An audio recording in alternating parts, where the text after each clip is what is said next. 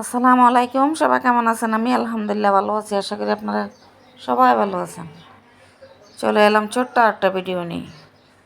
খিচুড়ি রান্না করতেছি, সেজন্য আগে কিছুটা আলু ভেজে নিচ্ছি। আলুগুলো তুলে নিয়ে এবার একটু পেঁয়াজ একটু লাল করে নিচ্ছি, সাথে দিয়ে দিচ্ছি হলুদের গুঁড়ো, ধনিয়া গুঁড়ো, এতে সব মশলা, আদার পানি দিয়ে দিচ্ছি। একটু মশলা কষানো হয়ে গেলে দিয়ে দিব আমি ডাল। এই ডালগুলো আগে দিয়ে দিচ্ছি, অনেক শক্ত ডালগুলো, সেজন্য আমি আগে ভিজিয়ে রেখেছি প্রায় 200 গ্রামের মতো, সেগুলো দিয়ে দিলাম। এবার একটু কষিয়ে দিয়ে দেব চাল। আমি এখানে চিনি গুঁড়া চালটা নিয়েছি।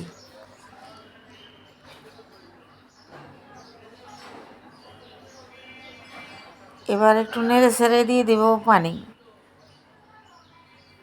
ফুটন্ত পানিটা দিলে ভালো হয়। আজকে আমি বেশি ফুটন্ত দিতে পারিনি, সেজন্য বলক আসতে একটু লেট হবে।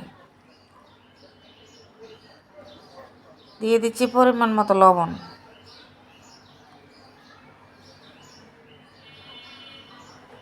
এবার দিয়ে দিব গরম মশলা গুঁড়ো।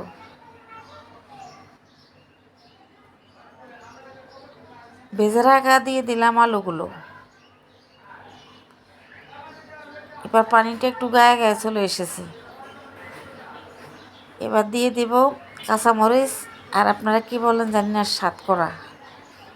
এটা এতটাই স্ট্রং ফ্লেভার, খিচুড়িটারে এতটাই স্ট্রং ফ্লেভার করে নেবে, আপনার খেতে ইচ্ছে করবে।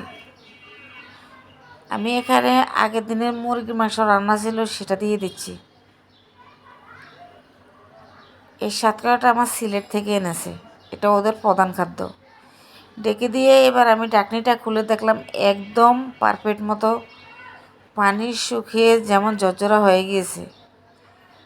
এর ভিতর আমি আর একবারও নেড়ে ছেড়ে দিইনি। কেমন হলো বলুন তো আজকের খিচুড়ি রান্নাটা। একটু বেড়ে নিচ্ছি একটা প্লেটে।